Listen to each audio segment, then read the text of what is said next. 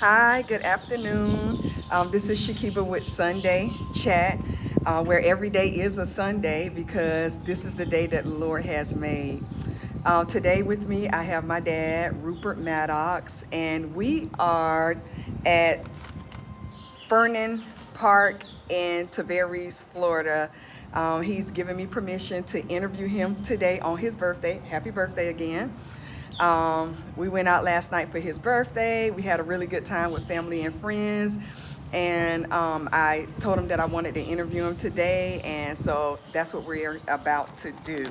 So let's get started. How are you feeling physically, mentally, spiritually now today as a 70-year-old? So I'll say it again. How do you feel physically today? Yeah, well, I'm all right. I got a little, need to work my knee a little more and my legs, Okay. Everything else is beautiful, the top part. Okay. Yeah, you did mention when you got in the car that your knees was a little hurt today, but I told you it's Yeah. from you sitting around. Yeah, So exactly. yeah, so that'll get better. How are you feeling mentally today? Well, mentally it's beautiful, just to know that, I've been waiting to be 70 years, and it's refreshing. Yeah, and God spared you and allowed you those 70 years. So, Yeah, and He promises us 70, so that's a blessing. it is. Um, how do you feel spiritually? Well, spiritually, he gave me a lot of knowledge, to be satisfied with, comparing to other people. It's beautiful, you know what I mean? And when you compare it, To the rich compared to the poor, and you feel neutral, feel blessed. okay. Um, how does it feel compared to years ago? Like today spiritually, mentally, and physically, you may have felt differently years past. Do you feel like you feel differently years past, or you still feel like you feel the same way mentally, spiritually, and physically as a 70-year-old as compared to when you were in your like 20s, 30s, something like that? Yeah, well, I think you're growing. I'm growing every day. You increase your knowledge daily. Okay. Increasing your knowledge daily. All right. All In right. comparison to everything else. The past, the future, and the present. Okay. Um, can you walk us through your life journey from years ago up until now? How was life like for you years ago? Let's look at like briefly from high school. I know you mentioned to me one time when you were in school, people used to bully you. You even gave me some stories of some bullying. We laughed about it and stuff like that. But at the moment, like, how did that make you feel to know you had bullies as a man? Because most men don't even talk about being bullied. But you shared some stories with me about how you was bullied in high school or in middle school. I wouldn't say I was bullied. I was attempted bully. I Uh, defend myself. you defended yourself. Yeah, people do take advantage of your kindness if they think you're too nice. But you was telling me some of the things that they were doing. Like, give us an example of one of the things that happened to you when they were trying to bully you. Like, what happened? Well, like, you had a little fight with somebody your age and you won, and somebody is older than you, they want to get your rep.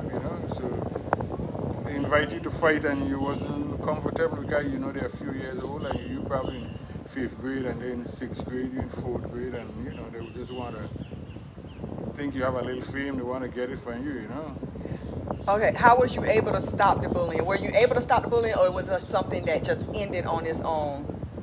Like, did they just stop bullying you after a while, or did you do something or say something to cause the bullying to end? Yeah, well, you actually had to fight. You had to fight. You had Okay. to fight. If you made a good fight, nobody don't want to they don't want to fight you. If they see you could fight, they don't want to fight you. They like to fight the weak. That's true. They see you strong. They like to take advantage of the you're weak. weak.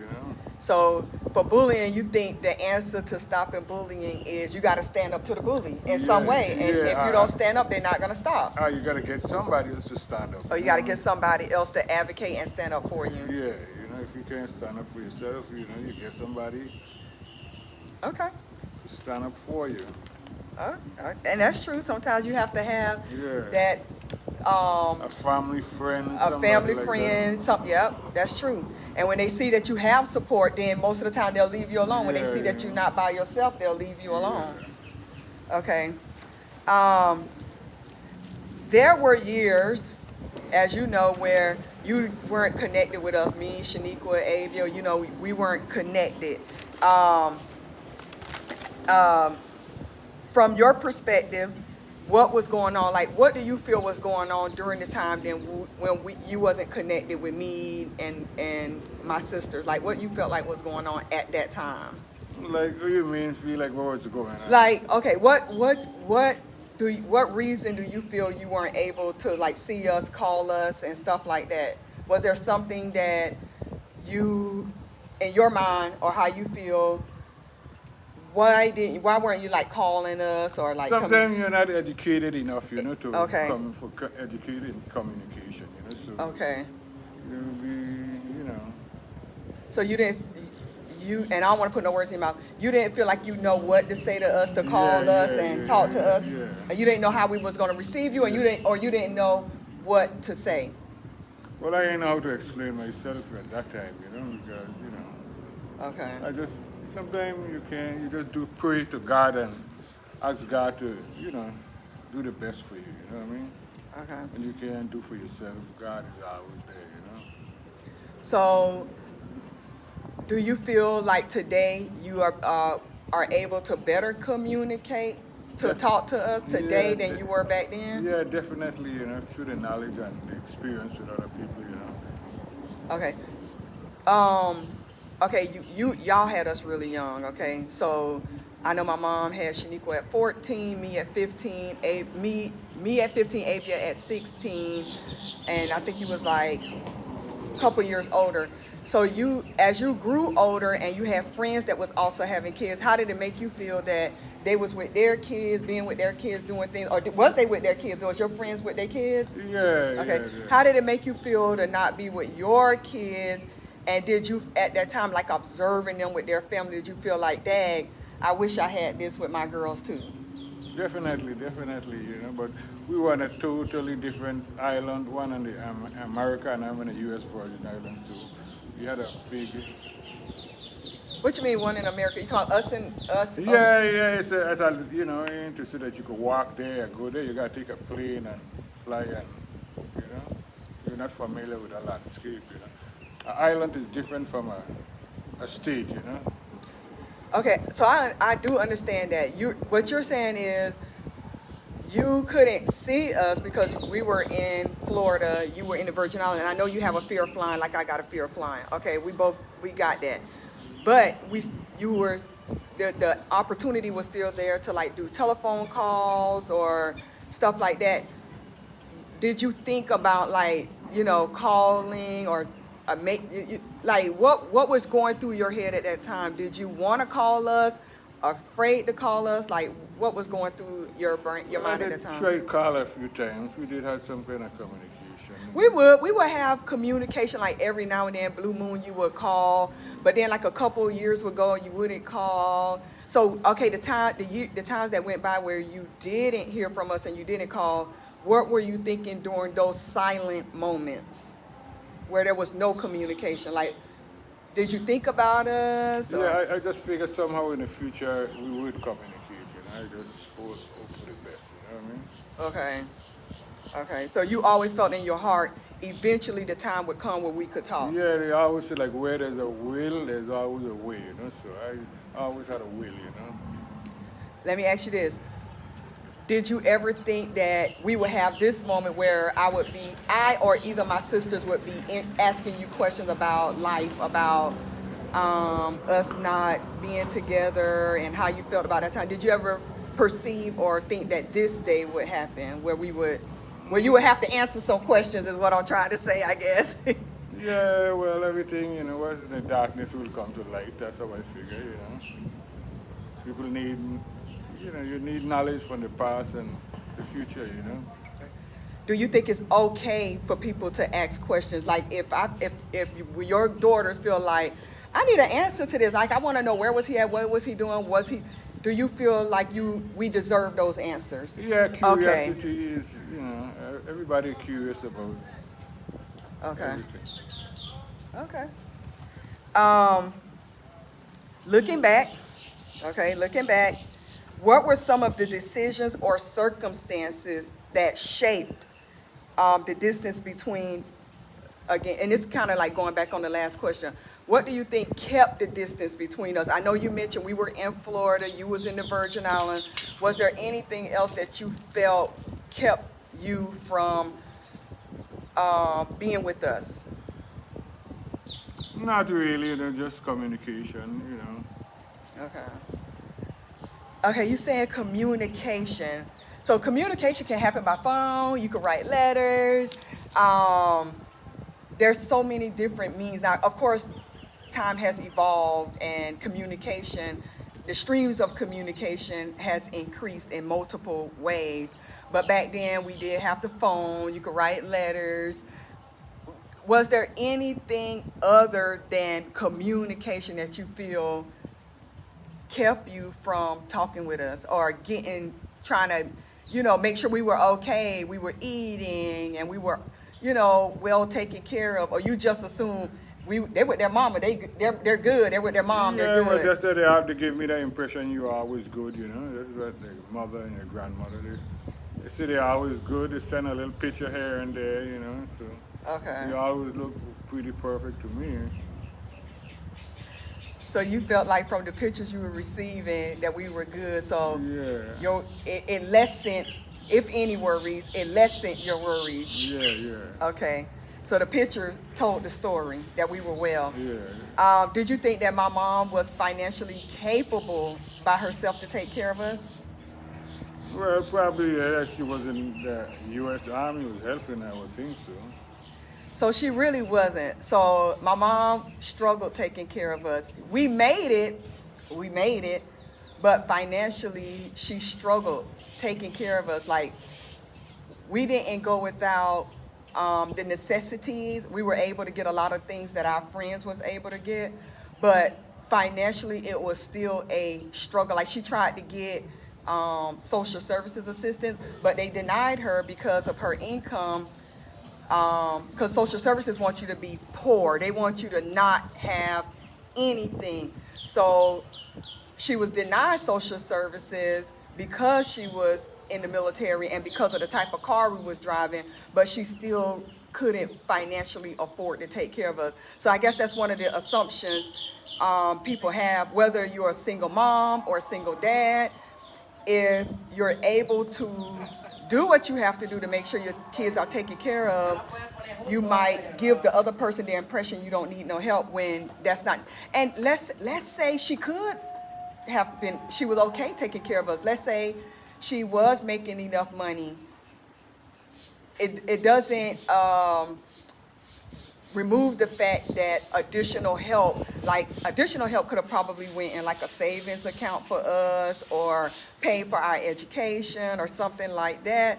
So even if somebody is single with children and they're doing good, it doesn't mean that, oh, they fine, they don't need any additional help. Would you agree to that? Like, well, what do you think about that? Yeah, when you're younger, you think different, When you're older, you find out something different. Okay, so I appreciate that honesty. Okay. So you saying because now that you're older, you might have seen it a little bit differently. Yeah, definitely. Okay. All right. So if a young man right now today was in your situation, what would you say to that young man? Well, a father is a father, You gotta be a father, You gotta be. What do you think it looked like? If you had to redo it all over again, what would you do differently? It's your truth. Like, what would you do differently? You don't have to say the whole thing. Like, what is one thing you would have changed? Let's just do that. One thing you would change. I would have been a little more communication with the kids individually, Yes. Yeah. Okay. Okay. All right. Do you have any regrets in your life? Any regrets? Yeah, we all do have a little regrets, But it's lack of knowledge, You know what I mean? You could only go as far as the intelligent goes, If you have the knowledge, you know. Okay. Do you want to share one thing that you regret? Just one thing. Yeah, well, I regret not growing up with them as kids, you know. So you do regret not being with us? Yeah, Okay. as kids, Okay. watching them grow, and it's very beautiful. Okay. Yeah, I admire others who do stuff like that. Yeah, because when you see people with their kids and stuff, it makes you feel like, oh my God, like now that my kids are grown and they're not at home, when I see people with their kids, it makes me remember the times when my kids were home and we were always active at football games, basketball games, soccer games. Like I was, always with the kids doing something. So when I see people now with their kids, even when my grandson was here in Florida, I used to pick him up just about every other weekend, and I would look forward to hanging out with him and stuff, just watching him grow, being happy, being a child. Yeah, very good communication with, you build a relationship, So you feel ultimately communication is the key.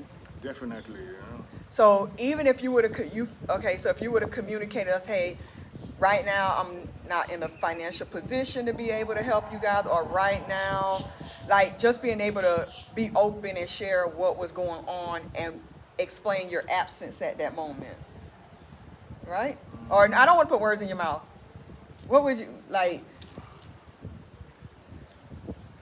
What exactly is, I ain't understand me. Okay, so you saying communication. Do you feel if you had communicated to us to explain why you wasn't with us at the time, that would have been better for us versus just not saying anything? Yeah, it would have been, if I had try a little harder, Uh-huh. it would have worked out better, Okay. um, what would you say to your daughters are not being present, living, grown up? And that's really a repeated question. If you were talking to us, what would you say? I mean, we're on a camera. What would you say to me, Shaniqua, Abia, about your absence? Well, it's just emotional, you know what I mean? Emotional. Yeah, emotional, psychological, Psychologically. communication, Okay. So you would just tell us, emotionally, finish the sentence. Emotionally, Emotionally, I miss my daughters, I would like to better communication, and I hope to communicate with yours and your kids, be able to communicate with our Yeah, kids. yeah. So don't do what I did, do differently. Yeah, definitely. Okay. Are you enjoying hanging out with us now? Yeah, I waited for it a long time, and I do enjoy it, Okay. What did you miss and again, a lot of these questions are repetitive, but just in case you want to share something that you might have thought about when I asked the question before, you could just add to it. So is there anything you feel as a father you missed that you wish you could have been there for? Yeah, just growing up and watching somebody grow is very beautiful, and communication and trust issues, and You say trust issues. What you mean by that? Trust issues? Yeah, well, when you communicate and they really see the person, you really could respect you more than not being there and have a opinion, that's not really you, when you're there and they communicate, you can feel it and see the sincerity in a person, So you feel like if you had communicated with us, been honest about the situation, it may have built trust in us and respect. and respect. Okay.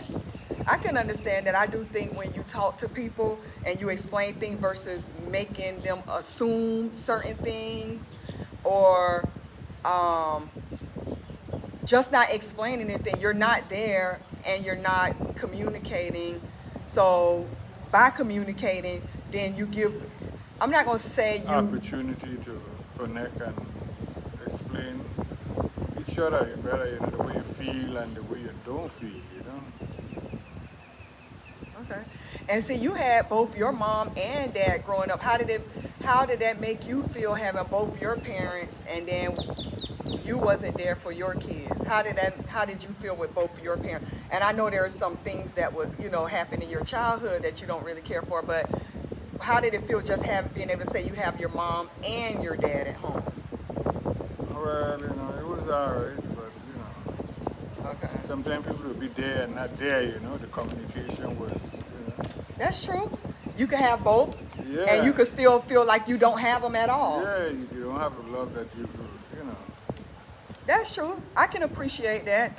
I appreciate you saying that. That can be very true. Yeah, it is. Okay. Um, do you feel like you understand now how your absence impacted us as young ladies and now adult women growing up? Yeah, definitely. How? Well, trust issues, you know. Try to elaborate just a little bit. Trust issues in terms of Yeah, your communication, your communication, you know, your participating in activities and everyday communication, you know. okay. So,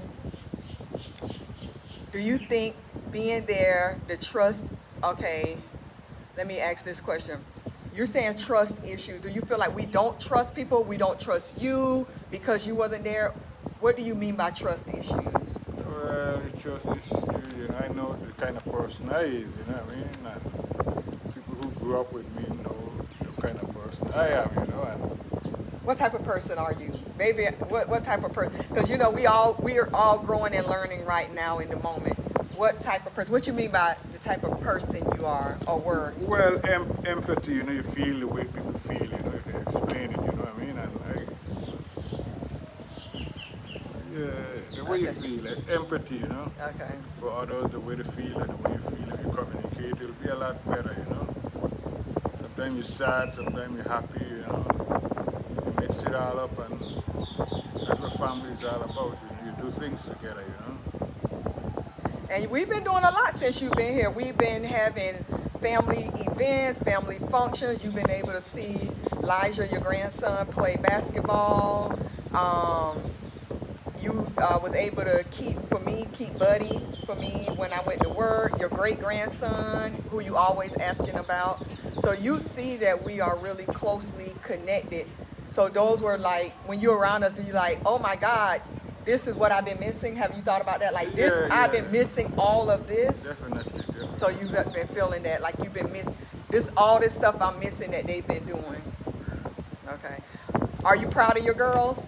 Definitely, you know, respect. What makes you proud of us? Well, you're independent, you know. Our independence. What else? Yeah, your moral decency, your pride, you know, you respect yourself, you know. Okay. There's a lot of things out there, people are drugs, That's true. stuff like that. That's true. You know, That's true.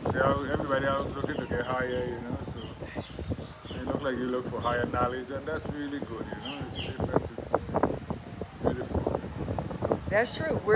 None of us is, and it's not to say anything bad about anybody, but none of us is on the street. We all have a college degree. Two of us have master's degrees. So, you know, we were all able to go to college and further our education, pursue some really good careers, and be able to take care of ourselves. So, Take care of your kids too, you know. take care of the kids. That's true. I know you came one time to North Carolina to hang out with me and my kids. How did that? You was able to hang out with Jaleel. You got really, really close to Jaleel. Yeah, well, it's good to bond, you know, it's very good, very... This question just came to me, so I gotta ask. Did you want sons? Like, was the issue that we weren't boys, or it was just who you were at the time? Did you want boys? Were you not wanting the girls? No. It wasn't a boy-girl thing. It wasn't a boy-girl. So you feel like even if it was boys, the situation probably would have been the same way? Not really. Why you say not really? boys are different from girls, you know what I mean? It could have been a different thing, you know what I mean? They could have been in more trouble without No, no, no, that's not what I mean. Do you feel if my mom had had boys, you would have been more present? I know this is a hypothetical. We don't know, but I'm just saying, would you have preferred boys over girls? That's just No, a no, no, okay, no. okay. No. So you like your girls? I love my girl. Okay. All right. Um, so when I went to, we're gonna switch a little bit. When I went to St. Thomas for my 40th birthday, remember that? Yeah. When I went for my 40th, and we stayed. I think we stayed for like a week, and you came and stayed with us at the Airbnb that we had. How did that make you feel being with us during my 40th birthday? Well, that was good, you know, communication again, you know, you get to be. Because it was a large time span where I think before I went to St. Thomas for my 40th, I had not seen you since when you came to North Carolina to see me. And I was probably in my early 30s at that time, mid 30s, maybe early 30s, mid 30s. So it was probably about 8 years in between then when I went to St. Thomas for my 40th birthday, and we hung out. You stayed with us at the Airbnb the entire time. And we did have a really good time, if I could say so myself. How did it make you feel? Well, I was thankful, you know, it's like, you know, like a dream come true, you know. It was a dream come true. Yeah, something like that. So you dreamed of that, us coming to the Virgin Islands and hanging out? Not to say you we just communicating, you know what I mean? It's somehow, you know. Okay. In America, in the Virgin Islands, whatever, you know. Okay. I'll be thankful for. You gotta be thankful. Yeah. Gotta be thankful. Yeah. Now, when I went to St. Thomas, so 8 years passed. I went to St. Thomas for my 40th birthday. And then when I went back to St. Thomas when I was 48. When I went back to St. Thomas when I was 48, I went to see you. And when I went to see you, I could tell something wasn't right. Like, I could tell you was looking real frail. You was trying not to look frail. You was trying to look like everything was okay and all is well. But I kept asking you, are you okay? Are you okay? You was like, well, you know, I'm fine. You know, did you know, or did you really feel like you were fine, or did you know something was going on, but you just didn't know what was going on? Yeah, I know it was different. It was losing weight. It was something different, you know, but I figured it'll work out somehow, but it was beyond my knowledge, you know. And I ran into some of your friends when we was in the islands. It was like, we haven't been seeing your dad. We hear he's at the ocean swimming. He's going to the ocean to swim, but we haven't been seeing him like we used to see him. So you was going to the ocean and just hanging out in the ocean, but you was avoiding your friends? Yeah, well, I was a little, you know, I lose a lot of weight and I was a lot different, you know what I mean? So you were feeling like insecure about all the weight loss, and you didn't know what was going on with the weight loss? Okay. I had said to you, I said, look, I want to take you to the doctor. And you mentioned to me you hadn't been to the doctor since when? Since probably elementary school. Elementary school. So I'm like, hey, you got to go to the doctor. Like, you got to go to the doctor. We had 2 days in 2 or 3 days, 2 days. We had 2 days, 3 days. It was 3 days in St. Thomas.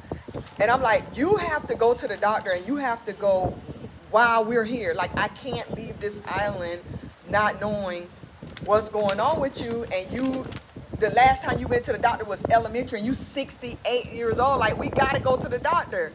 So the next day you promised me, you were like, okay, I'll go. When you came to the hotel where we was at, and I said, we were in the car, we was on our way to go look for you because you didn't show up. And when we was getting ready to go look for you, you showed up at the truck that we were in, and you was like, today is not a good day. My mom said, no, today is a good day, and you going to the doctor.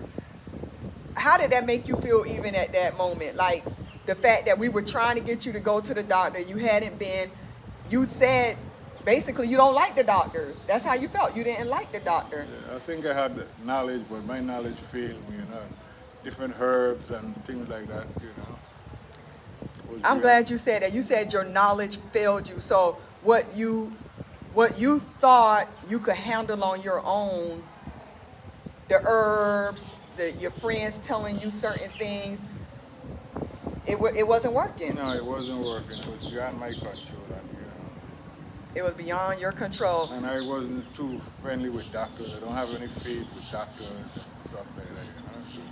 So let me ask you this. You didn't have faith in doctors in the Virgin Islands, or you didn't have faith in doctors at all, regardless of where they were at? In the Virgin Islands, they don't have a good medical system.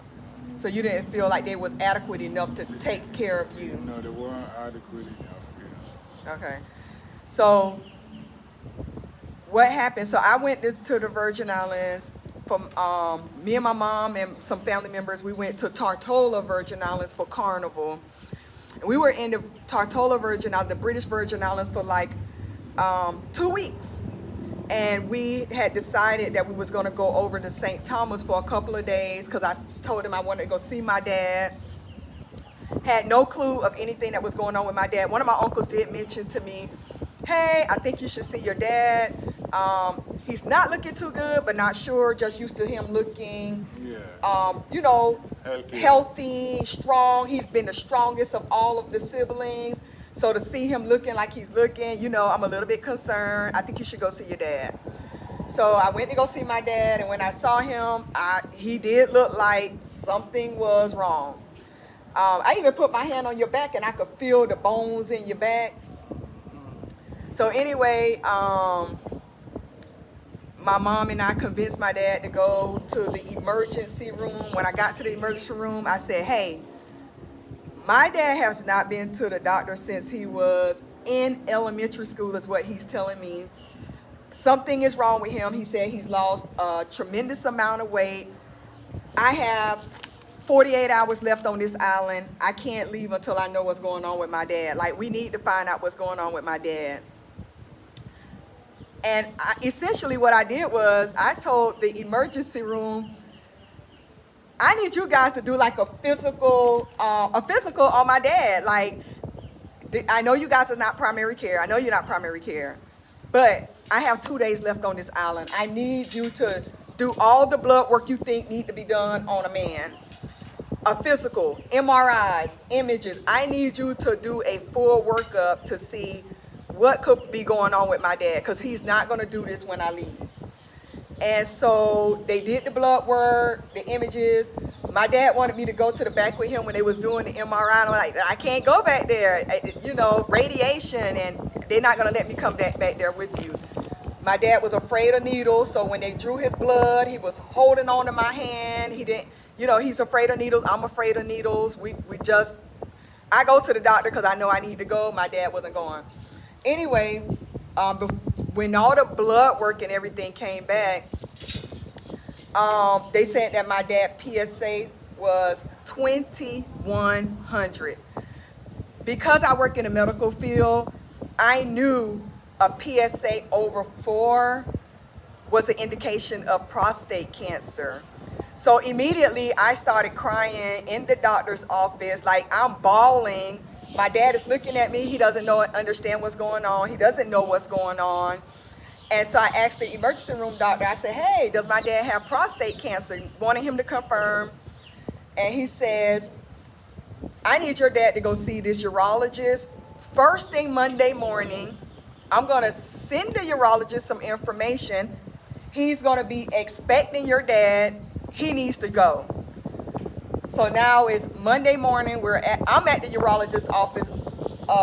We went to go get my dad. We went to the urologist's office. He didn't want to be there. Long story short, the urologist said my dad had to, based on his PSA scores, he had prostate cancer for at least 10 years. So for 10 years, my dad was living with prostate cancer. At least, the doctor said at least 10 years. So for at least 10 years, he was living with prostate cancer and he didn't know. So I leave St. Thomas Virgin Islands. And then in November, was it November, December, Adrian sent for you? Yeah, December. So then in December, my sister Abia sent for my dad because honestly, my dad living conditions was not the best for somebody with this condition. And so Abia sent for him, and he's been with us since then. He's had multiple surgeries. The doctors, when he first got here, was looking at him like they couldn't believe he was alive. How much did you weigh when you first got here? About 115. 115. How much you weigh now? 117. 170? When he first got here, he was like, I just want to get to my normal weight, which is around 160. You kept saying, I want to get to 160 pounds. I want to get to 160. You was eating everything, trying to gain weight, trying to get to 160 pounds. So I shared all of that, the history of his, so that they ended up diagnosing him with stage 4 prostate cancer. And everybody that sees my dad saw him when he first got here and see him now, they're like, he's a walking miracle. It's nobody but God. He's a walking miracle. And he's been very thankful and knowing, you know, you've been expressing how grateful and thankful you are, right? Yes, I am. Very thankful. How are you feeling now? Yeah, well, I was heading for death, I was on death gates, A miracle, I guess, I know you, go ahead. Yeah, I'm very thankful for being so healthy, I came a long way, And then one of the things you said too, when I left, so after we left the island and we were calling you to check on you, you weren't responding. Yeah, I was in a lot of pain somehow, You weren't responding. I'm on my knees, so please, trying to get comfortable here. So after I left the Virgin Islands, me and my sister, we was calling, checking on my dad. He wasn't responding, wasn't answering his phone. Eventually, when he answered the phone, he would always say, I'm good, I'm good, I'm good. When he got to Florida, he said, Shakiba, I was in so much pain. I didn't even want you guys to know how painful I was, how painful everything was for me. And you even mentioned there were times you felt like going to the top of the island and do what? What did you say to me? I ain't gonna say that, man. My dad said he thought many times of going to the top of the island and just dropping, like falling off the top of the island, because he was in so much pain and he couldn't explain to anybody how much pain he was in, and it was just so painful for him. And so that was real, hurtful to hear. I do want to include this. When we were in the islands and I was trying to get him to go to the doctor, he was adamant that he wasn't going. I had to call my older sister and say, hey, something is wrong with this man. I don't know what it is, but something is wrong with him. And he's like refusing to go to the doctor, refusing.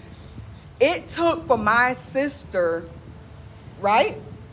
It took for my older sister to call and say, you need to go to the doctor. And when they call me again, they need to be telling me that you went to the doctor. How did that make you feel at that time? Well, you have to respect others, at least, You have to give respect, because if you don't have the knowledge and you can't be selfish, you have to listen to other people too, That was it, Yes, because, it wasn't until I called Nikwa and I was like, hey, something is wrong with him. He looks like something is wrong with him. He's trying to convince me nothing is wrong. And he's refusing to go to the doctor. So my older sister did call, and basically sometimes the children has to parent the parent. And my sister was like, look, you need to go to the doctor. When they come to get you, you need to go to the doctor. And the only answer I need is that you went to the doctor. Like, you don't need to tell me anything else other than you went to the doctor. And so we did make it. And, he's been on this journey of healing. How you feel going on this journey right now, where you're at with your healing Yeah, progress? well, it's a lot better, a lot better. It was, I was I was on the death list, Yeah. You came off the death list. It's good. How has the pain level? Is it better? The pain level? Yeah, definitely, definitely, everything is better. I can say just from observation, your spirits are a lot better.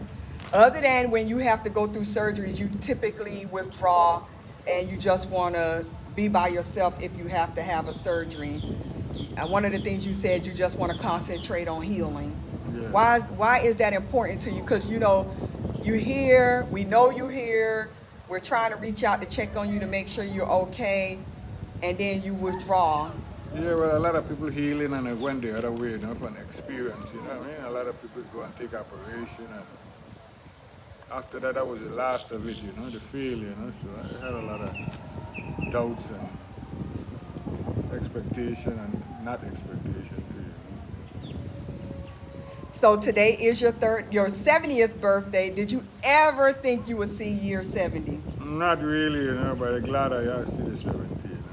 How did you feel at your birthday celebration last night? It was beautiful, great, Just to know you're 70 years. There's a lot you came along with, because, sometimes when I was in the island, I was so weak, people could actually see. I remember people telling me, oh, you done dead already, next week is your funeral, but you just walking, Oh my I goodness. was labeled as a walking dead, To some people, other people had faith and showed me a lot of love. Other people, they never see me in that condition, One of the things that my dad was doing, somebody was giving him herbs. Somebody was giving him like a tea or drink. So he was trying to do some natural things of healing. He did not have a diagnosis, but he was just doing natural healing, trying to do natural things for healing, and it was not working. He was just getting increasingly worse. After he came to Florida, he did reach back out to those friends that was trying to help him to heal naturally. And he told them, he was like, hey, I was too far gone. I was too far gone for what you guys were trying to do. He did tell them, I appreciate what you guys was trying to do for me, but I was just too far gone, right? Definitely. He was too far. So, I think, like, what would you say to somebody right now, a man that don't go to the doctor? What would you say to them about going to the doctors, if anything? Yeah, well, you gotta find a doctor with capable and experience from other people, and it'll be a lot better, a different opinion, If you had to do it all over again, your perspective about the doctors, do you feel like you would have went to the doctor? Like, because I mentioned to you, even if you don't like the doctor, at least go once a year on your birthday. At least once a year, just to get a well check to make sure your blood work is good. At least once a year on your birthday. I mean, how do you feel about that now? Yeah, I'd looking prefer back? to come to America. I don't have any faith in the doctors in the Virgin Islands, so I would have probably come up Florida and check with the doctor. That would have been a more accurate and pleasing to my knowledge, All right, well, thank you so much for allowing me this interview, for answering my questions without objection. Without objection, I appreciate that. I thank God that He preserved you and allowed you to come here, because, I don't think anybody deserved to, go through something like this alone, regardless if you wasn't there for us when we were kids.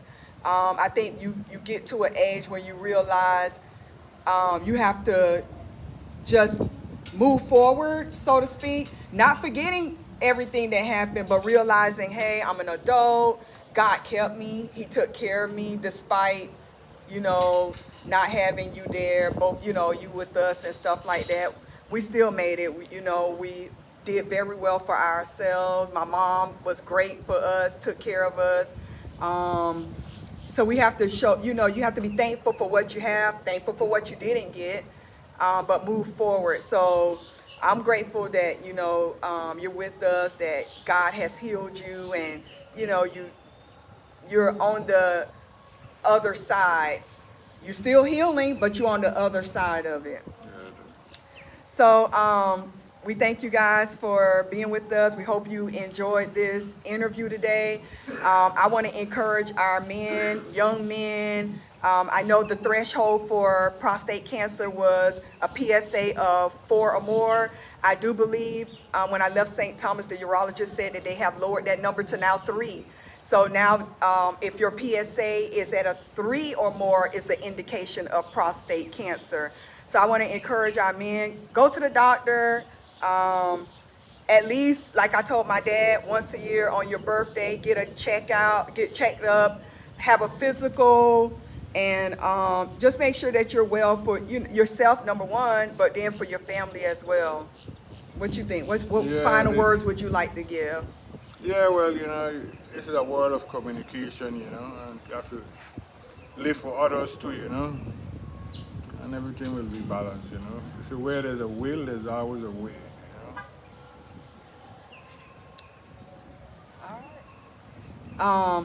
What is there anything you would tell yourself, like a final statement from, if you had to say from me to me, from me to me, what something positive you want to tell yourself? I am grateful for, from me to me. Yeah, I'm grateful for being alive. That's one thing, because death is, that thing before your time, that's not good, you know what I mean? So you do the best you could to stay alive, that's a gift of God, And I know, I was getting ready to end, but I know some people were saying to us, I don't know how you guys could be there for your dad and he wasn't there for you. God gives God is the only judge. Like, we can't judge. Obviously, my sisters and I, given my dad was there, if he was doing what he was supposed to do at the time, things probably could have been even better for us. We had a good life, but things probably could have been even better if my dad was there. He wasn't there. My sister Abia has, and her husband, John, our awesome brother-in-law, has allowed my dad to move in with them, and they're taking excellent care of my dad, have loved him back to life. And so we're grateful and we're thankful for that. A lot of people say, well, why are y'all doing so much for y'all dad? He was never there for y'all. He never helped your mom. My mom has been good to my dad, so she says, Shakiba, I just do whatever I can. I, observe other people being good to their exes despite the situation. So even when we were in St. Thomas, and my dad probably don't know this, but my mom paid for my dad doctor's visit. We had to pay $350 out of pocket, and my mom paid because she wanted him to be seen by the doctor. So my dad is at the house for Thanksgiving, Christmas. How you feel coming around, like, to the house for the holidays and things like that? Yeah, well, it's good. It's really good, I got my first Christmas gift from my dad this year. He gave me a red, last year, 2025. He gave me a red purse, the first gift I ever got from my dad at 49 years old. So you just have to get to a point where your focus is, just trying to do the right thing. What would God do? What's the saying? What would Jesus do? The bracelets that we were all wearing some years ago, WWJD, what would Jesus do? Would he have wanted us to turn our back on our dad and not be there for him? No, he would want us to show the love of Christ. That's how you win people. That's how they accept Christ. My dad has, you want to tell them about your baptism? Go ahead. So my dad is a man of few words, obviously. So one of the things when my dad came to Florida, he wanted to get baptized. He mentioned that him and a couple of his friends were trying to get baptized in the Virgin Islands, and nobody wanted to baptize them. Now, I'm not going to give the reason why he said they didn't want to baptize them, but he said they didn't want to baptize them. So my uncle Warrell, pastor of Next Generation Church, he baptized my dad at his house, and it was a beautiful baptism service. It was beautiful. And then later, one of my dad's friends came from the Virgin Islands, and my uncle Warrell, Pastor Warrell Valentine, him and my aunt Rhonda, they allowed my dad friend to come over and they baptized him as well. So my dad has given his life to Christ. He's been baptized, and like my uncle said, when during the baptism, regardless of what you did in the past, you have a new day now. You know, God has forgiven you of all those things, not being a present father and not pulling your weight. God has forgiven you of those things. You have a new day now, so you can forgive yourself as well. Um, so, you know, we've just been trying to move forward. You know, emotions get high at times. We're not going to sit here and act like everything is honky-dory. It's not. Emotions get high.